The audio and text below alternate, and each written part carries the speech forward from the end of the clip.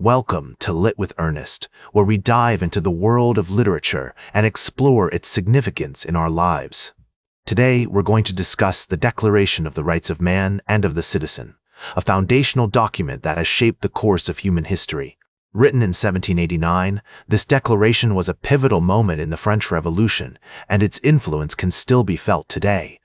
The late 18th century was a time of great upheaval in Europe, with the Enlightenment values of reason, individualism, and liberty gaining traction. The French Revolution, in particular, was a response to the absolute monarchy and the privileges of the nobility. The Declaration was a call to action, a statement of principles that would guide the new France and inspire other movements for freedom and democracy around the world. In terms of literary background, the Declaration of the Rights of Man and of the Citizen relates to the broader tradition of Enlightenment thinking, which emphasized the power of human reason to shape society and improve the human condition. Thinkers like John Locke, Jean-Jacques Rousseau, and Voltaire laid the groundwork for the Declaration's emphasis on individual rights, social contract theory, and the principles of liberty, equality, and fraternity. The Declaration also drew on the American Declaration of Independence, which had been written just a few years earlier and would go on to influence other revolutionary movements, including the Haitian Revolution and the Latin American Wars of Independence. One of the key themes that emerges is the idea of universal human rights. The document asserts that all men are born free and equal, with certain inalienable rights, including liberty, property, security, and resistance to oppression. This was a radical idea at the time, as it challenged the traditional hierarchies of monarchies and nobility. The Declaration also emphasizes the importance of popular sovereignty, arguing that power comes from the people rather than from a divine right or royal privilege.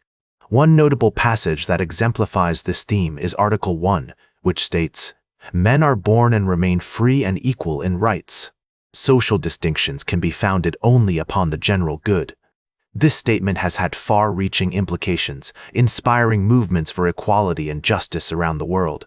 For example, the American Civil Rights Movement of the 1950s and 1960s drew on this idea, as leaders like Martin Luther King Jr. argued that African Americans were entitled to the same rights and freedoms as white Americans.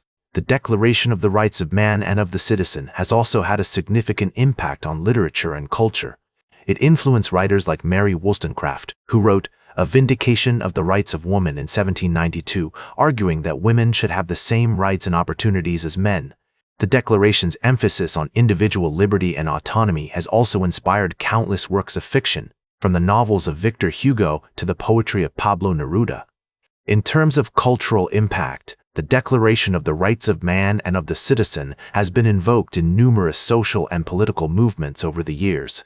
It has inspired abolitionist movements, feminist manifestos, and anti-colonial struggles as people around the world have sought to claim their rights and challenge oppressive systems. For example, the South African freedom fighter Nelson Mandela often cited the Declaration as an inspiration for his own struggle against apartheid. Today, the Declaration of the Rights of Man and of the Citizen remains relevant in many ways. It reminds us that human rights are not just abstract concepts, but lived experiences that depend on our collective efforts to create a more just and equitable society. Its influence can be seen in literature, culture, and politics around the world, from the French Revolution to the present day. That's all for today's Lit with Ernest. Like this episode if it hit true. Share it if you respect honest talk about books. Subscribe, because we'll do this again. This is Ernest, signing off.